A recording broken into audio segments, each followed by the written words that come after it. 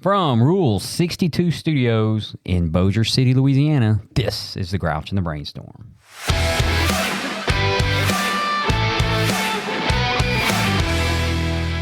Welcome back to all the listeners out there in our audience while Jill gets her headphones put on.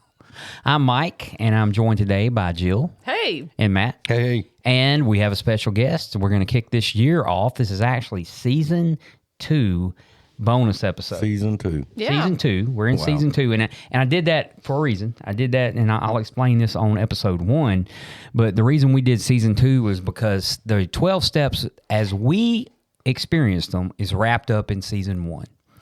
So if someone wants to go back and they're curious about recovery and all this other stuff, all you got to listen to is Season 1, and you'll hear the 12 steps of Alcoholics Anonymous, which is what changed my life, and which is what's very important in the program. It actually is the program of Alcoholics Anonymous. So, but this is Season 2 bonus episode, and I'll keep them separated on the website like that for anybody that's listening. But today we have a special guest, and Terry P. is with us. I don't know if it's special. I think guest is sufficient. Terry, everybody we have on here is special. Thank you. We're all special. Being special. Promise some more than others.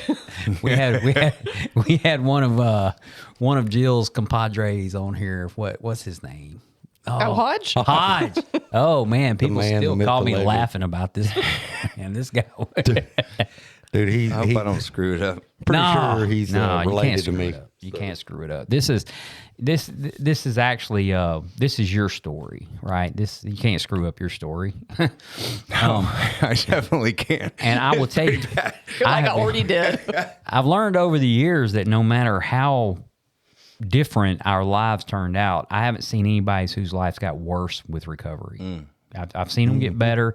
I've seen them not get good as fast as people wanted, but I've never seen them get worse, right? And there's somebody out there who probably wishes they could get a day, just one day in. Of course, Sure. it feels like crap after one day. You know, I felt like shit after one day sober, much less a week, you know. So, but we're going to kick it off and let Terry tell us his story. So go right ahead, Terry. Lead us on in. Well, it was 1978 in the summer. Oh, No. Oh, yeah. Yeah, so let's Sticks see. was on the radio. That's right. I was born. The jerk. So yeah, I'm living in Bossier now since 2006. So I'll be sober. I'll have 5 years sober in a couple months, March 21st. sweet. Awesome. So that was 2019. That's not my first sobriety date. First sobriety date was 2001. Wish I would have hung around a little bit longer in the recovery world. And I went to rehab in 2010.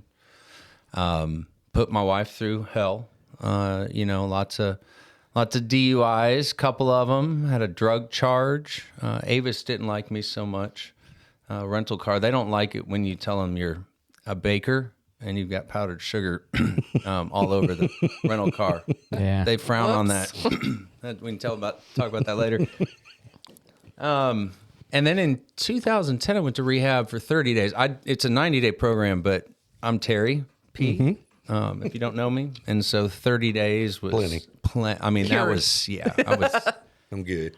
Yeah, it was great. It was a great rehab program. It didn't really follow the 12 steps. It was more of a Christian, religious-based, spiritual-based program. I'm still a fan of it. The thing was, I never did anything after that. I just thought, I checked the box. I'm done. I'm good. Yeah.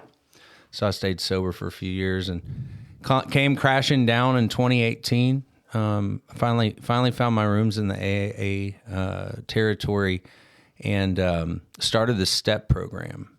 And when I got to step 4 and 5, like many of us do, I left a few things out of my inventory.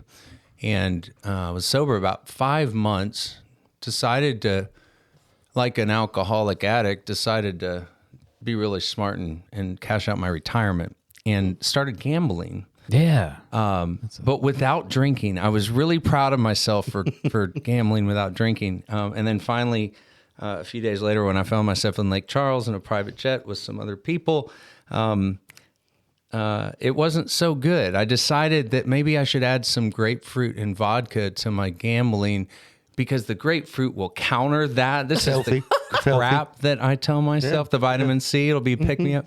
So, anyways, my world really came crashing down in 2019. So I'm married. I've got 3 kids. One's a stepdaughter. She just turned 25. She's in New York. She graduated with her master's at Columbia. She's our intelligent one. New York City? New York City. Wow. Get it, bro. That's paste pecani sauce. That's right. And then I've got a high school daughter, middle school son. They never really saw me drunk, but I'm originally from. I was raised in Dallas, spent time in Chicago suburbs, lived in Phoenix, Scottsdale from '96 to 2006. So I was a bachelor in Scottsdale, living in the West Wing of my parents' home, living a great life. Didn't drink until I was 20. I was raised in private Christian school, everything VIP, khaki pants, uniform, respectful. The tie. I was the man. I had a perm. I had a collared Yes. shirt. What year was this, Terry? This is in the 90s, the mid 90s, I think the 95. perm did the same thing to perm. both of our hair. Just so we're clear, I'm now bald. Yeah. Yeah. So, I had a couple of perms in the 80s. So I grew up with, I'm learning a lot now because of technology. We have access to so much, but there was like a 70s Christianity that went around that hit my parents really hard, and they became Christians in the 70s, and it was a very, what we call a bullhorn Christian. So it was very loud, and they converted to that. And when I was in second grade, I remember it was 2 or 3 in the morning. I was living in Phoenix. My sister, I have a half sister, that's my dad's daughter, and one that's my mom's daughter. We got a call from my sister's mom saying she ran away. She was into drugs or alcohol. She came to live with us. And my life really changed after that because I think my mom was just getting into Christianity and really thought that was the answer because I had this, this horrible, quote unquote, sister that was off the beaten path. So she came into my life. And then I went from the only perfect child to having this, and now my mom and dad trying to basically raise us in what felt like a prison. So I could only listen to Christian music growing up. So I could anything black, I couldn't wear black at all because anything black was satanic. Was there a denomination? It was non-denominational, but I was under at Wheaton Academy, and in the Wheaton circle, some of the stuff you'll see in like documentaries and some of the things, I wouldn't say polygamy, but I'd say some of the really strong, hard Christian beliefs come from that. And I've noticed like in the 70s and 80s, there's certain things like the ones that, won't smoke, won't chew, don't be with ones who do, all of that. Like to me, we were a little bit worse than the Southern Baptists because we were really closed. So we had this like private Christian everything life. And so I really was secluded. And I can tell you from a young age, I just always felt different. I always felt shaky on the inside. I was always anxious. We were talking about this earlier. Mm-hmm. I felt like I looked at things differently, but to me it was wrong. I was always the one in school, like asking questions constantly. And I make a great recruiter now because I ask questions for a living, right? Okay. But I just ask a lot of questions, and then I got embarrassed, and then the girls didn't like me as much, and I got chubby, and I didn't know who I was. And then in high school, I got really good hair, like really good looking hair. you had a I had the perm, dude. perm. I grew 5 inches up instead of out, and man, I became 92 kids in my class, and I became it was really good for my ego. Best looking, most likely to be president, best car, Chevy Camaro, 96, ZR. IROC? Oh, ZR. Oh, yeah. It was the pace car for the Brickyard 400. Yeah. Yeah. So the Indy 500, but Yeah. 100 miles less. Yeah. So it was the pace car. It had this button on it. So Oh, when no, I not was- the nitrous. well, no, it wasn't nitrous. They good. never disconnected, that the lights that flash, but like a bright flash.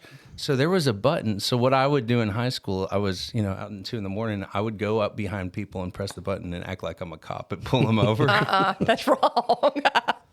So I lived a really good life, and my parents came into money when I was in high school, and so that changed things.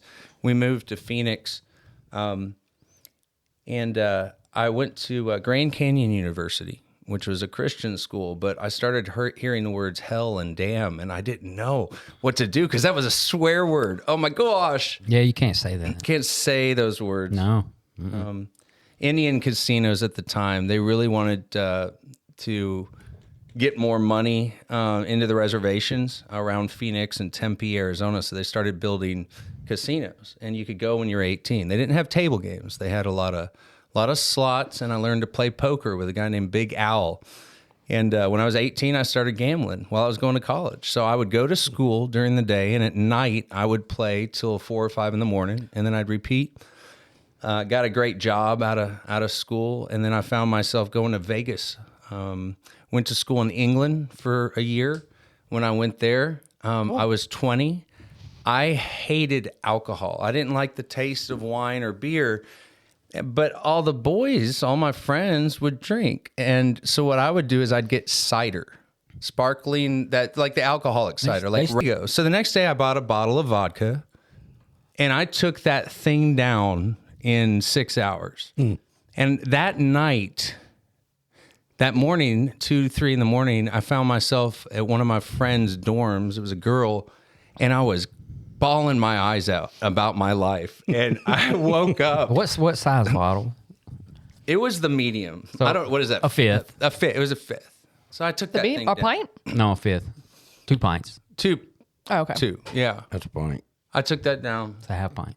Half pint. Forgot to Well, no, flip you, with some when you It raging wasn't the big alcohol. one. yeah, that's what I'm saying. He said it wasn't the That's big, a half But it gallon. wasn't. That's a Oh. fifth. That's 750 Well, fifth can also- milliliters. 750. That's Yeah, it. It's a fifth. You're an expert. I am. Yeah. Yes. So I took that down. Either and you can do that, Yeah. or that, and I can tell you, For everybody that can't see, we're holding our hands above the table going up and this down. can still be a So- pint. Okay, well, anyway. bawling your eyes out, or you took the whole fifth down in 6 hours, which it all down, and I ended up crying my eyes out about life. And I think that was a turning point for me because I was so uncomfortable growing up. I didn't know who I was. I think, we were talking about earlier that maybe there's some kind of a gene in my family. I had a lot of addiction around me growing up, a lot of cousins, grandparents, a lot of stories there. I was in the home that didn't have addiction. But we had my sister who is an addict living with us. We had another sister who is an addict. We had an aunt who lived with us and died with us that was an addict. And so we were like the stable family. Also, I've learned through a lot of therapy, I'm the peacemaker. So my desire is to always, I'm very Help codependent. others. Yeah. Make everybody else happy. Peacemaker. There, every Thanksgiving and Christmas, I loved them, but they were the worst. Crazy uncle would come by, and the cousin was drunk, and then someone would argue about the Cowboys game, and then the eggnog came out. So it was never enjoyable growing up. There was a lot of chaos. So I'm always an anxious person. So then I got married. And had not really dealt with my addiction. So I spent about 5 years in Phoenix living it up. The gambling thing was out of control. I do have a lot of stories. I'll tell a couple of car stories because we were talking about cars. let's hear it. The first one was me and my entourage, this girl and then this guy. This is all pre-Facebook, social media, and streaming. So like at the time, we wanted to like record ourselves because I was the good-looking guy with the money. I had the hot blonde with me, and then this other guy was like a business guy, and we were gonna do like a real TV show. But anyways, we never did. We went to Beverly Hills, and I remember I went to Beverly Hills rental car. I rented a brand new Mercedes 500S that had just come out, new model in 2001. We went out that night, drank a lot. I'm sure I did some other things too through my nose. It smelled really good. So I was driving at 2 a.m. back to the Regent Beverly Wilshire. We stayed there because that's where they stayed in Pretty Women. And my girlfriend was doing something, and I turned while I was going about 55 miles an hour. And when I looked back at the road, there was a Porsche in front of me. It ended up being like a 72 Classic. He slammed on the brakes and tried to turn into a median. So I hit him. Police get called. I've been drinking all night, right? And I immediately tell the girl, I'm like, there's a bag. There's $5,000. Don't ask me why there's cash back there. We just got back from Vegas. But, bail me out because I'm going to get a DUI. There's no question. Anyways, turns out I didn't get a ticket, even though I rear-ended him because he did slam on his brakes. But this guy was a German guy who sued me 3 months later for $500,000 because he had one eye, and the other eye he claimed only had 30% usage after that. Oh, so he lost the eye in this wreck? He lost the eye. And by the way, I totaled the Mercedes. I totaled his Porsche. Yeah.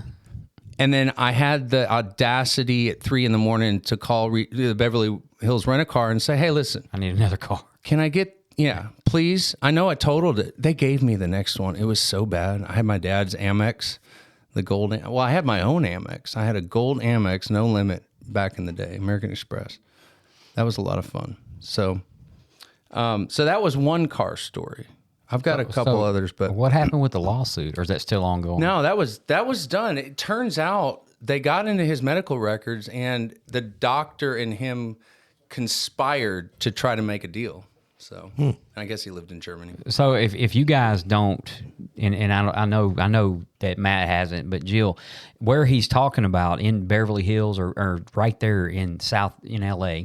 The way the roads run, you have these medians down the middle with all these palm trees, a lot of palm trees. Some are half dead, some are half alive. But they turn off like that so you can turn left. They turn off like that so you can turn right. And I can see that. I mean, I can just see that happening. That could happen to someone not drinking. I can only imagine, especially back then in a fast car. Mm-hmm. So, yeah. Lots of fun. And you lived. Yeah. I lived. So, and I have others, but, there were a lot of party days for many years. And I did the whole thing of clubbing back in Scottsdale and did a lot of silly things. I'd go to Vegas. I bought a motorcycle, so I had a couple Harleys. I bought a Suzuki 750. The next day, Friday in Scottsdale, I've got shorts, a T-shirt, flip-flops on. I've never ridden a crotch rocket, right? Yeah. I'm used to the Harley. So I'm going down the road. We're headed to the Scottsdale Regional Airport to take the jet to go to Vegas. And I crash. I was going 45, going around a curve. There was a lot of gravel.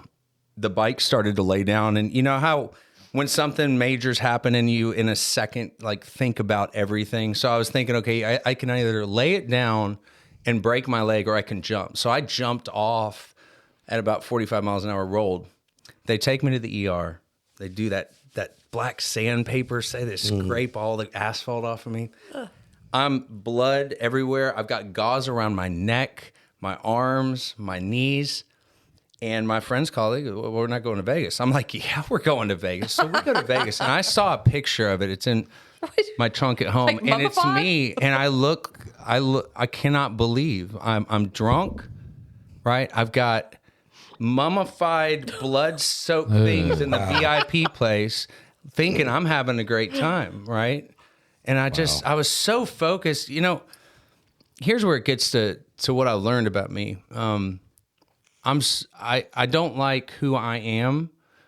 I don't like my thoughts.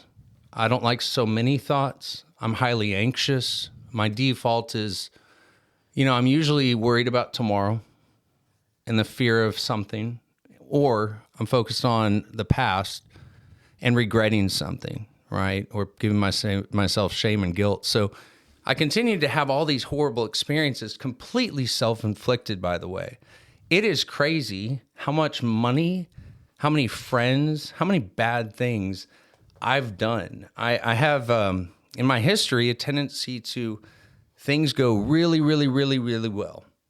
And then I throw a grenade in it, right? Self-sabotage. Self-sabotage. And, I think that's, so I use this analogy of a God box. What I tend to do in life, it could be work related, it could be a family, it could be buying a car, it could be anything. So I'll surrender to God. I'll have a moment of true surrender, like I don't have this anymore.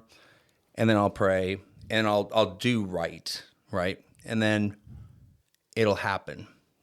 And suddenly what'll happen is I put God in a box. I'm like, you know what? Thank you. I got this. Mm-hmm. 3 best words. I've got this. And then I'll go on my merry day and I'll forget about God. My ego comes back that I did it, right? I don't have any gratitude at all. And then the next thing is I tend to lose. I tend to have a history of losing whatever I put in front of my sobriety, right? Yeah. Whether it's work, family. When I went to rehab in 2010, and the only reason I went is because I wanted my family back. I didn't go for myself. Where was that at? There, here? That was at Eagle Creek. It was part Texas. of East Texas. Okay, Wascom. It's part of Shreveport Church. What is it? Shreveport Community Church. Yeah. Denny Durham. Yeah. So it's a great program. Again, I left early, and I didn't do what I was supposed to do afterwards. Yeah. So it wasn't their fault.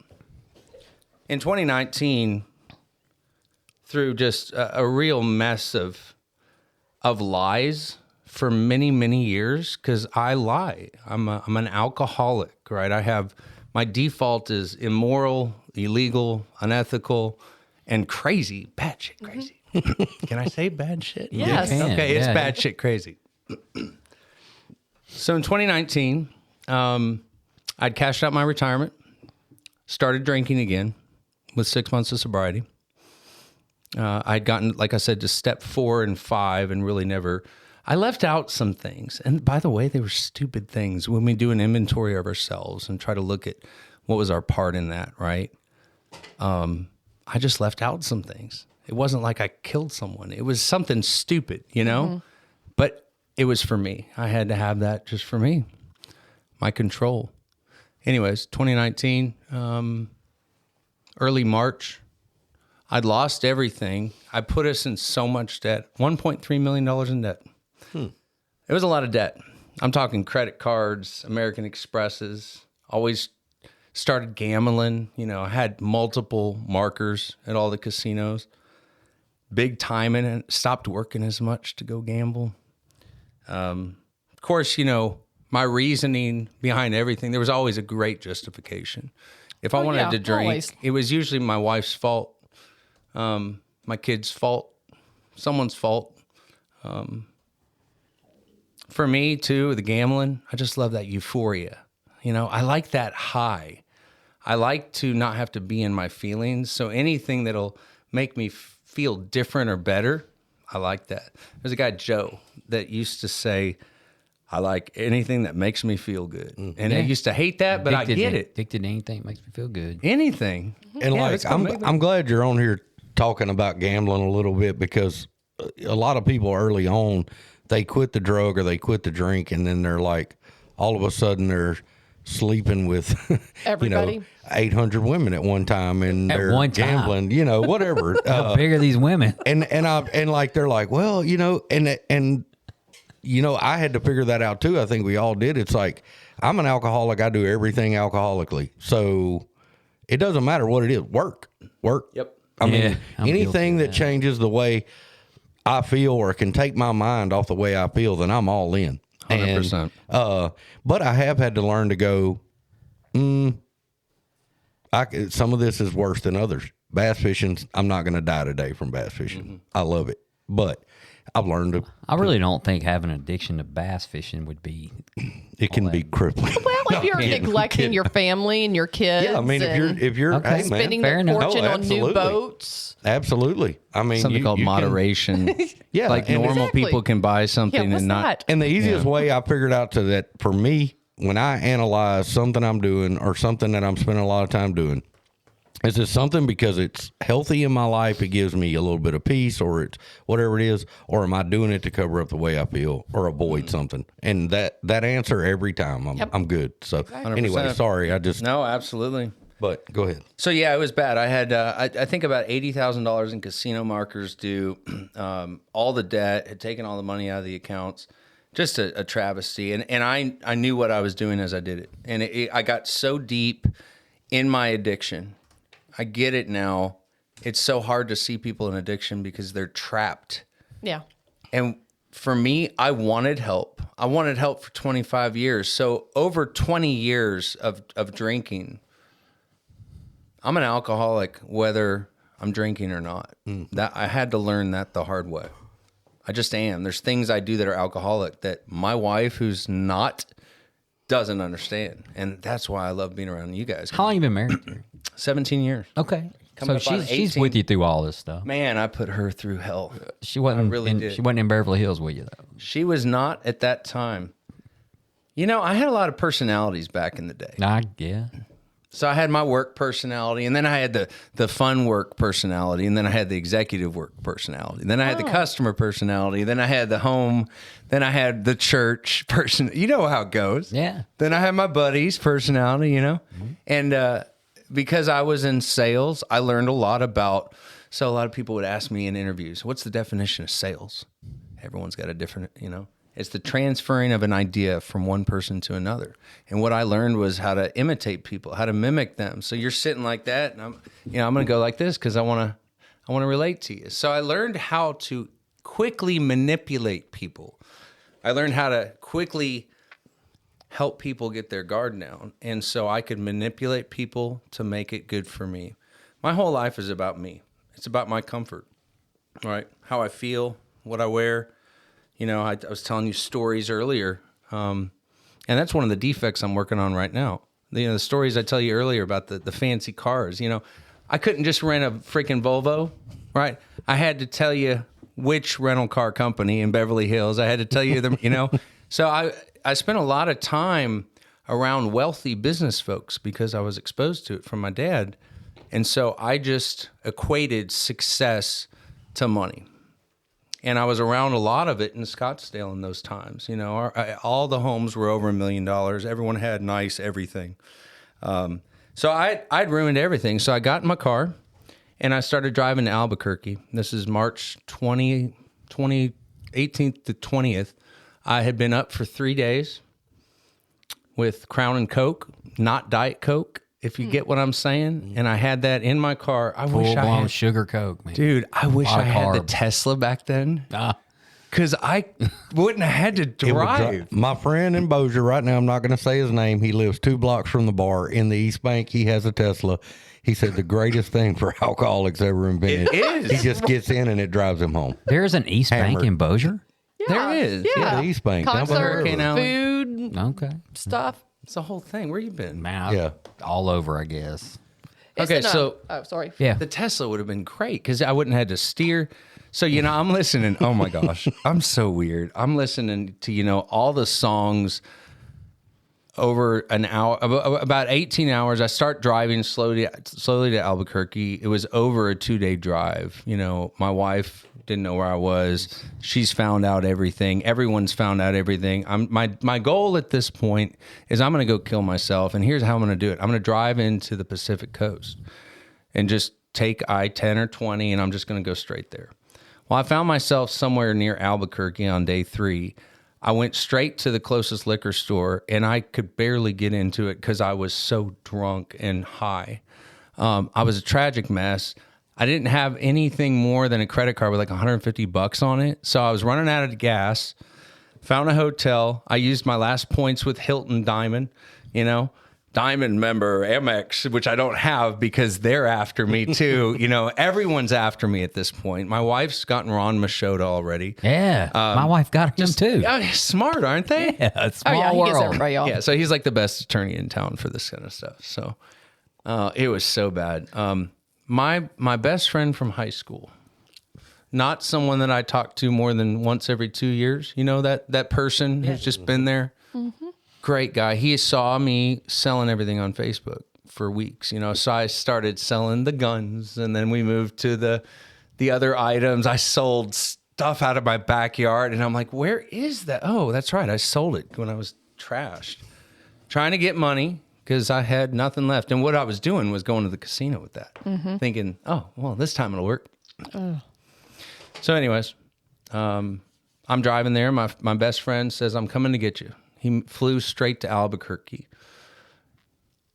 So my life has always been anxious, and I can't find peace. And I had been tugged back and forth of this Christianity and God and who am I? And, you know, I was living a lie for so many years. I was dishonest. That would create resentments, which would create more dishonesty, which would create more resentments, right? And I lied not only to everyone, but to myself too. So I never had peace. I always had that anxiousness. I have this very, very moderate Tourette's where my tics will come, my eyes will wink. I wink at a lot of people. I think that's why the guys like me so much. I don't know. When you say the guys, like particular The dudes. guys. Yeah. I got you. Okay. So I tried everything for many years, you guys. I tried page 31 of the big book. You know, we only drink on weekends. We only drink beer. You remember in the big book, Bill writes all those dates. Hey, I promise, Lois, I'm not going to drink again. Mm-hmm. And then, a month later comes back, 2 months later. I had made so many of those commitments over the years. So we agreed. I remember one year we agreed I would only drink on vacations. We went on a lot of vacations that year. But Imagine. Like every year on weekend. vacation. Yeah. We tried liquor, not liquor, only wine, only beer. And there was always something wrong. Always something. I remember a trip. We're in Punta Cana. Gorgeous trip. It's like 11 in the morning. She wants to sit at the beach. I hate sitting at the beach. I can last like 10 minutes. The ADHD just kicks in. I'm just like, let's go. So I went to come right back. And I remember I took down over 2 bars, and I thought it was 10 minutes. It was about an hour. I took like 3 shots of rum, got 2 pina coladas, then did another. And I come back, and she's like, let's go to the room. She knew I was toasted. I just could not live and enjoy a vacation without drinking. I tried so many ways to quit. So I tried therapy, went to a therapist in Phoenix back in the day. We did, he pumped me full of magnesium. He said, don't eat dairy and gluten. I got hypnotized. I've been hypnotized twice. I got that done too. I for like it, anxiety. actually. It was weird. Like anybody that can throw me into a Me and panic Mike attack went to by doing Brentwood. this, I ran. Yep. It was horrible. I've also been hypnotized on stage. I have too. It was at a comedy We place. are so alike. it. Oh my gosh. That's why all the guys like you. That's right. That's awesome. Psychiatric treatment. Tried a lot of different drugs, antidepressants, anti-anxiety.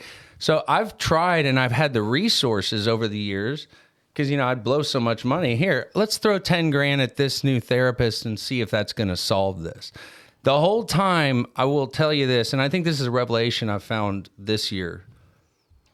I think I knew the whole time that AA or working a recovery program was the solution.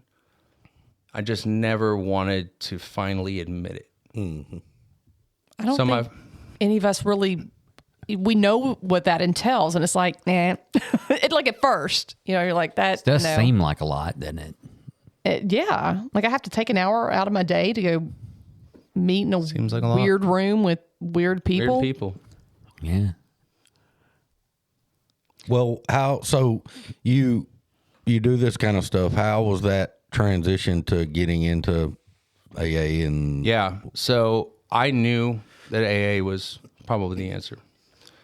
And I decided right away because I had seen it working in 2018 when I went through my first 5 steps. I had seen it working traumatically. So I went back to that. And I knew there was an answer because I saw so many people with 20, 30, 40, 50 years. And I'm like, what the freak? Like, that's crazy. Mm-hmm. I really thought you graduated. I grew up I think we were around and surrounded by a market and an economy where it's all about you complete something, you graduate, right? We do that in school. We do that in work. You get a gold star, right? I thought you could graduate so that I could drink successfully, but maybe not drug or maybe not gamble, right? Or maybe just drink a little bit less, but I just can't.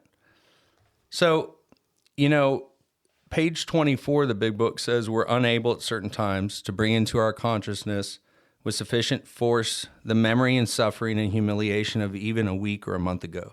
We are without defense against the first drink. I have a great forgetter. If you talk to my wife and asked her how was the cruise in 2012, she would say, well, I woke it, the first day we were at the pool, I walk in and the door won't open because it's hitting my head near my vomit with my new daughter who's 6 years old that I'm just getting to know because I just married my wife. I don't remember that. I remember having fun and doing the belly flop on the cruise, right? I also don't remember I tried to commit suicide on that cruise and screamed to my parents who were with us on the trip that, I was going to jump off who does that? Like, I see that on the news once a year and I'm like, that's jacked up. I've found for me that drinking is a gateway to stupidity. When I drink, I just turn into someone different. When I read the Big Book, it really hit me square in the face. It's weird that these guys in the 30s could write a book that could relate to me. I didn't, some of the words I don't understand, barleycorn and all that stuff. John Barleycorn. John Barleycorn. But I could relate to the jaywalking, right? You just keep making the same mistake over and over. I remember the sales guy, page 36, I think, he goes and Drinking gets whiskey. Milk. Yeah. I could relate to that because I would do that on business conferences. I'd go for a conference, I'd stay a day, the next 3 days, I'm lit. I'm at strip clubs, I'm doing stupid stuff. The page 21 talks about Dr. Jekyll, Mr. Hyde. Oh, yeah. And that's those different personalities. Mm-hmm. So, I would bargain a lot in life. I would try to negotiate. I abused every liberty I was afforded. My thoughts are not based on reality. I live in a fantasy world. We were talking about goals for 2024 with our friends the other day. We were in Hot Springs. My wife's a singer. She was singing at the casino up there. That's fun. So we were talking about goals. One word for 2024. My wife said, change. My immediate question, you're divorcing me? Like, who does that? We do. Apparently we do. You definitely go to worst case scenario. I'm like, here's the benefit. If we start there, it can only... She said one word, Machota. Change. Speaking of, he costs a little bit of change. Sorry, I couldn't help that. Page 62 says our troubles we think of are of our own making. Mm-hmm. That was big for me. I learned that I wasn't living in the present. I learned that I was different, and that was okay because when I walked into the rooms of AA, I found out I'm not alone. Mm-hmm. I always felt alone. If all those therapists and hypnotists and psychiatrists couldn't solve it, I was just always alone in my head. And I have a desired escape. I want a fantasy. Like, let's go right now, Bora Bora. Let's do it. That'd be awesome, right? I just want that euphoric experience. When I got into AA, I got a sponsor. He immediately started me on the steps, started from one again. And everything changed. Everything changed. There's 12 promises, every one of them came true. And then some. I came in with, I told you, $1.3 million in debt, didn't own any more vehicles, was going to have to sell the house, was in transition between companies, had walked away from ownership in a company, just walked away from it because I thought that this opportunity in New York was the right thing because it was a solution at the time to some intermediate problem I had. Everything changed. So my wife had kicked me out. We talked about Ron Machota. 40 days exactly, going to AA 3 times a day at the Koala Club. Mm-hmm. I would be involved in counseling, therapy. I committed to surrendering to God and starting over and being completely honest in all of my affairs. And the promises came true. And my wife invited me back into the house 40 days later. And the rest is history. We got the job back. I paid off all of that debt, and we started a company in 2021 with $10,000. It's a multi-million-dollar company now. Right in the middle of COVID. That's pretty good. In the middle of COVID. Yeah. God is awesome. Yeah. It was not me. It took a lot of work. I had to reduce myself to nothing. Not one shred of anything. I really had nothing, and unfortunately, that was my rock bottom. But I had to hit the very rock of it, the very bottom. I went to a meeting every day that ended in a Y.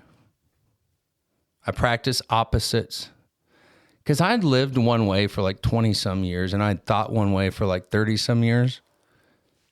My sponsor said, hey, practice opposites today. I'm like, what the hell does that mean? He's like, instead of turning left, go right. Instead of, lashing out at your wife, just shut your mouth. A lot of it for me is shutting my mouth as I'm talking for 2 hours now. Yeah. Me too. I get it. The book says the primary requirement for recovery is honesty with ourselves. And I had to be real honest with myself and others. I do 5 things every day, and it's kept me sober almost 5 years. I know why they work. I also don't know why they work, but they work. My brain still tells me to not do them, and they're simple. I go to a meeting every day. For me, that's really healthy because it reminds me who I am, keeps me humble. Even taking the time physically to do it gets me out of the house instead of in my head. So I go to a meeting. I pray every day on my knees because for me it's humbling. I read the big book just a little bit. I read stuff every day. I don't drink today. And I do work for others, some kind of service work. For me, I had to come in. I owed so many amends. It's ridiculous. I had so many apologies to make, and I had said sorry so many times. It wasn't worth it anymore. So the number one thing was action, not words. Yeah. Just shut your freaking mouth, Terry. I mean, really. Page 83. Our behavior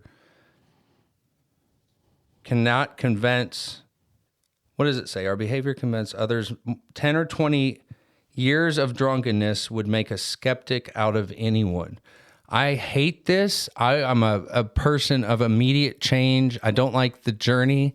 I want to get to the destination. I'm not patient. I don't know the word moderation or balance or middle we're or impulsive. okay or fair. Everything's all the way or nothing at all. Yep. Very impulsive. So that hit me. It takes time. And I hate that. Time takes time. I hate time. I get it. I mean, that's It's like when you ask your wife and she says maybe or I'll think about it. I hate that. probably. I hate probably. I just got the maybe the other day. I'm like, what? I hate maybe. What is that supposed to mean? Is that a yes or a no? Or that's fine. Send your mortgage company a note that says maybe. yeah. See how long that lasts. Maybe. I learned to pray a lot better. I was raised a perfect Christian. And you can tell by my criminal background and other things, it really went well, didn't it? Well, so before your family went to this hardcore 70s Christian movement, what were they? I think they were saved in 76, and I was born in 78. So before that, they were just regular old folk. Well, they were both married. They had other marriages. They both divorced. I got you. They both had a kid. Both those kids are my sisters, half sisters. But yeah, they don't talk about that life much. Kind of like the grandparents don't talk that much about war. Well, it's been a long. Yeah, think about it. It's been almost 40 years, maybe longer. So, Over. Since when? I was born in 79. So. I was born in 73. So 78. Right in the middle. I can imagine they don't talk about it anymore. One, because it's just so damn long ago, and two, he's probably got left behind a long time ago. Yeah. So I can blame a lot of how I am and who I am based on parents and culture. And I think I don't think there's any reason to put blame anymore. I've thought about that for years. I could blame the immigrants that came through my great-grandparents from Germany, and they should have never come here. And, I can blame my mom or my dad. They did the best they could. Absolutely. They did the best they could. That's what I had to learn too. That was huge. So I wanted to blame them. So much. So bad. Oh, man. I think parents take such a beating. They really I know my poor parents took I blamed everything on my mom and dad when I got to AA. But I'll talk to my mom. She had a stroke a few years ago, so she doesn't communicate as well anymore. But I was talking to her about the first man she was married to, and he tried to suffocate her with her own pillow. So she was in a physically abusive relationship. I've never been through that. I think I might be a little jacked up too if that happened to me. Yeah. You know what I mean? And isn't it funny that the people that raised us and did the best they could, we'll blame anybody to keep from blaming ourselves. I would blame Mother Teresa rather than look at myself and Right, go, everybody's like, maybe I'm the problem, you know? Yeah, Isn't for that sure. crazy? When we come in here and that frame of mind of, you know, yeah. I went through the parents thing too. It didn't last real long with a sponsor. He's like, nope, Yeah, they cut that shit out quick. done. Yeah. So that's one of the things I hate right now. I was talking to Matt about this earlier, that anytime I want something to change, the answer is always kind of the same. I pray about it, or I got to write a gratitude list of things I'm grateful for. And I'm getting real tired of those being the answers, you know? Well, after a while, they're going to be a go-to. I mean, just They are. Yeah, for Yeah. sure. I mean, I still do a gratitude list every day yeah. because I know like how well it works. Well, there's going to become, well, there was for me anyway. I don't know about everybody else, but there comes a time where you're driving down the road and you're thinking, what would my sponsor tell me to do? And so you go do it. And then at this point, you just like, man, I know what to do. I need to go make a gratitude list, or I need to go pray. Or We just had this conversation I did with somebody, and they were like, did you talk to your sponsor about that? And I was like, I haven't yet, because I kind of know where we're at on that. And we've moved to the point of, I think a lot of the way that he's been trying to get me to think. So I know what the right thing to do is. I talk to him all the time, of course, but I don't have to. And it hit me. I was like, I don't have to jump up every 5 seconds and, oh my God, what do I do? I know what I'm supposed to do, you know? And if it's something big, we talk, and we still talk. But it kind of hit me. I was like, just what you said, you know? I know the right thing to do. It's just up to me to do it. yeah. So. And it Book talks says- about it in go ahead, Terry. Well, I was going to say the book says the alcoholic slip is not a symptom of psychotic condition. There's nothing screwy about it at all. The patient simply didn't follow directions. I just don't follow directions. I don't think a lot of us do. Yeah. Well, it's undisciplined people. If you read the 12 and 12, one of the themes basically is how undisciplined of a people that the alcoholic addict is. Don't like to be disciplined, like to be rogue. Yeah. And unfortunately, for those of us who don't find recovery, it doesn't lead to a good life. Just not following the rules may be really attractive at 17 or 18 years old when someone else is footing the bill. But when you're 57 and have absolutely nothing because you just refuse to follow somebody else's rules, that's a little bit different story. So I work at a treatment center now, and being around this program and all that kind of stuff, and me coming in and being in a treatment center, and I was in a deal with them the other day, and the topic came up, and they started talking about we're in recovery, and I kind of I asked a question. I said, so is recovery getting out of bed when you're supposed to get out of bed at 7:00 in the morning and be ready for breakfast? Is it not interrupting during spirituality? Is it, and I asked a few questions. I went, y'all can't even get out of bed when you're supposed to. I have to come up there 3 times and wake you up. You miss breakfast, and then you mistreat staff. You mistreat people that are around you. That's not recovery. And they're all thinking it's, this big pie in the sky, cloudy thing. And I'm like, dude, you can't even, show up on time. So let's start there. And, follow the rules, man. Yep. I've noticed this way of life, for me, it's way beyond drinking, right? So the first step is the only step that has the word alcohol in it. And I think that's for a reason, because, I come in here and I just have to get a new routine. I'm a big person of routine. If I break the routine, if I go on a trip, if it's the weekend, it throws off my routine. I don't like weekends. I need it back Monday through Friday. I'm just real OCD like that. I'm glad you said that. I mean, seriously. So it's way beyond not drinking. God has to take the wheel for me. Jesus, take the wheel every stinking time. I learned a lot in this program. I can never repay the program for it. I learned to say no. I learned that God is in the pause.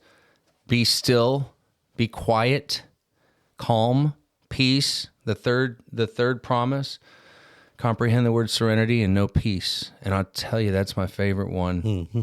Yep. Absolutely. This is a program of inches, not miles. I hate that. But if we take care of the inches, we don't have to worry about the miles. That's true. I've learned to get out of my own way. I've learned humility. I've learned love and tolerance in this program. I love and tolerate a lot more people now. It's all the same people that are out there. I'm doing better at it. I I've learned that I don't have to act on my first thought. Thank God for that.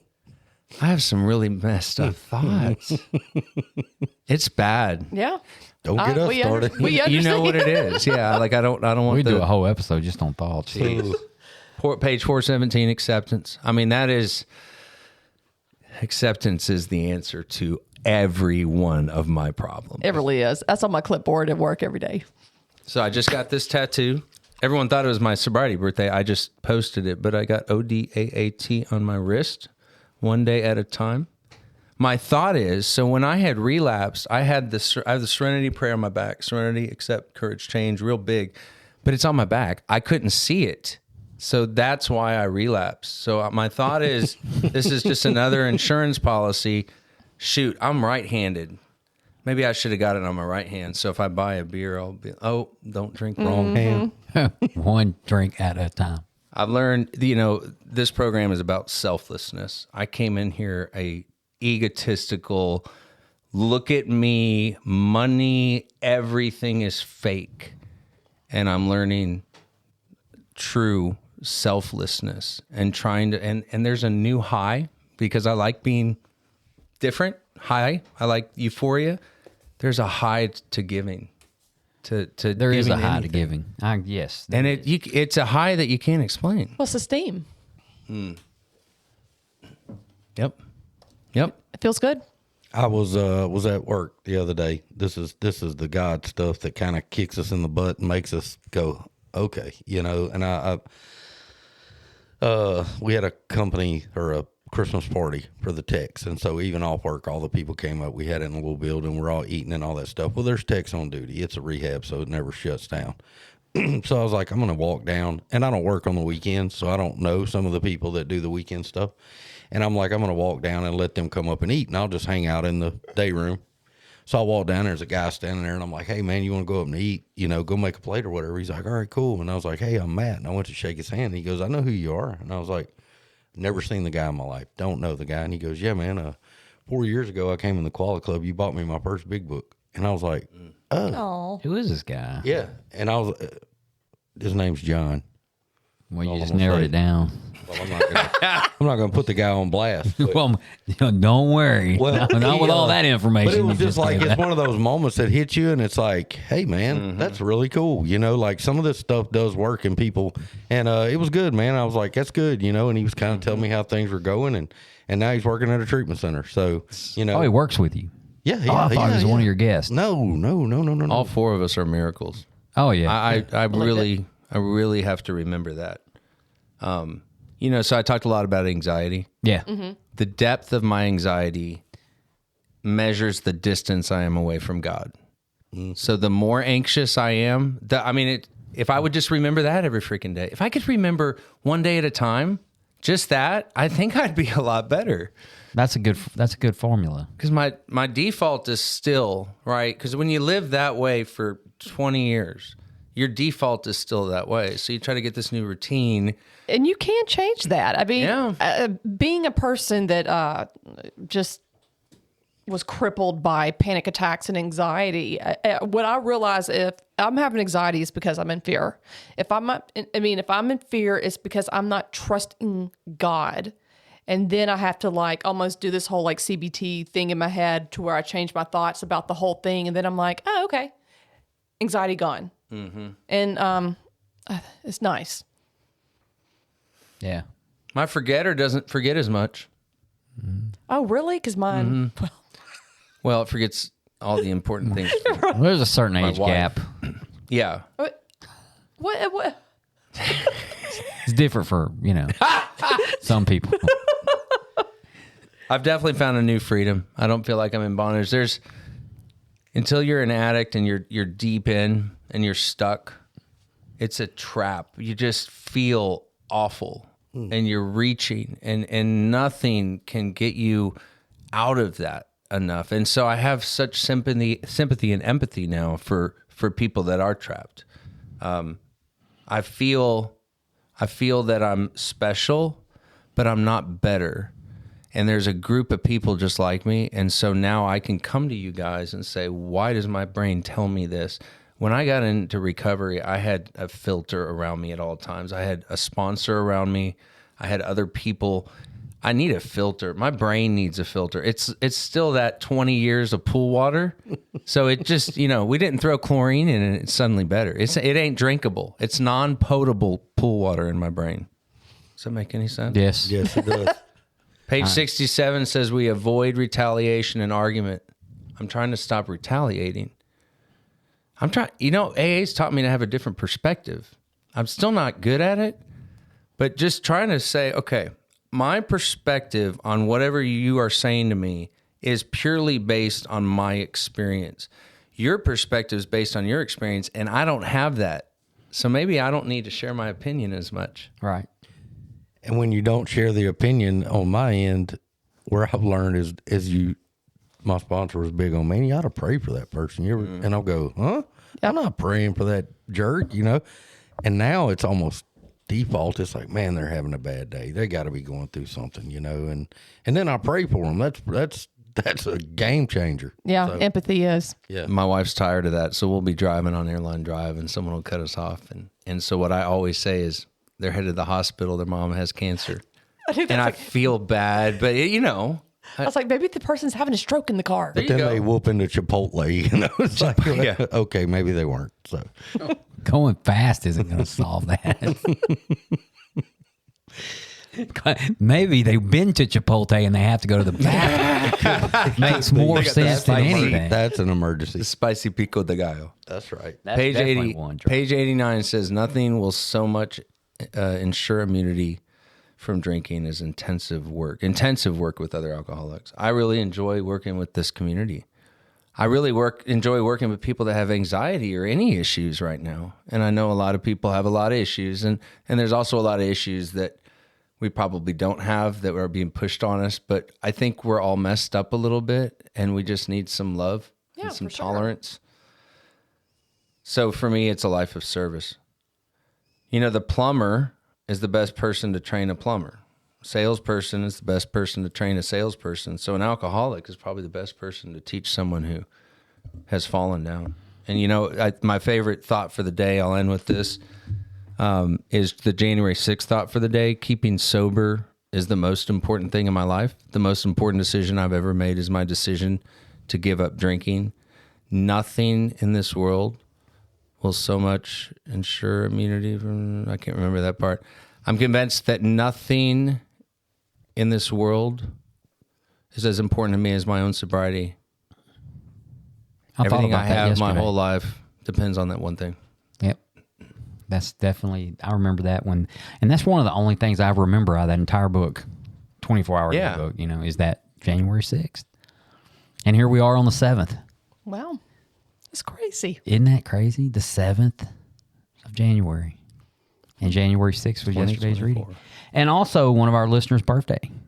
Yesterday was our sobriety birthday. Amy C. down in Covington. Oh, awesome. Amy. Congratulations, Amy. Celebrated 6 years yesterday. Oh, that's So awesome. good for her. And we got my son's sobriety date's coming up the end of this month. So, and anybody else's y'all can think of? No? Not off the top of my head. Roger just had a year recently. Yeah, Roger over had a the year, holidays. December 24th. Yeah, over the holidays. Yeah, so that's pretty awesome too, man. He's just taking the ball and running with it. Yeah. I love that. Yeah, Well, yeah. Him and Debbie. Terry, thank you for stopping by, sharing your story with us. Yeah. I'm gonna stick around. We're gonna do a little more visiting here in a minute, but got to send our usual shout outs. Shout outs. No, we don't send shout outs. That's the Chipotle. That's poor. Yeah, shout outs are God. for the people who. Yeah. Anyway, send our shout outs. We got Larry and Judy.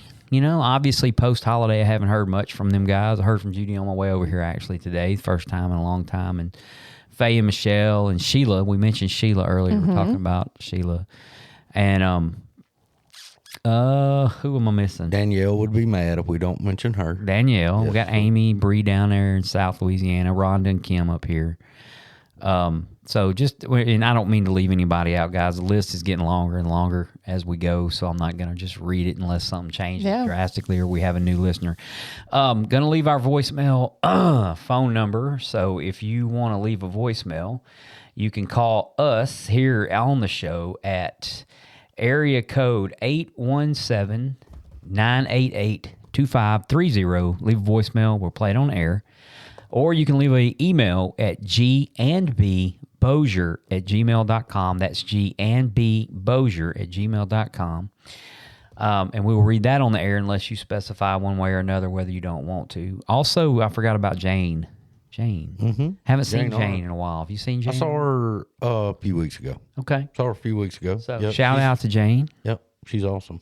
And just for the record, over the New Year's holiday, the Koala Club put on a 1930s themed party. Prohibition.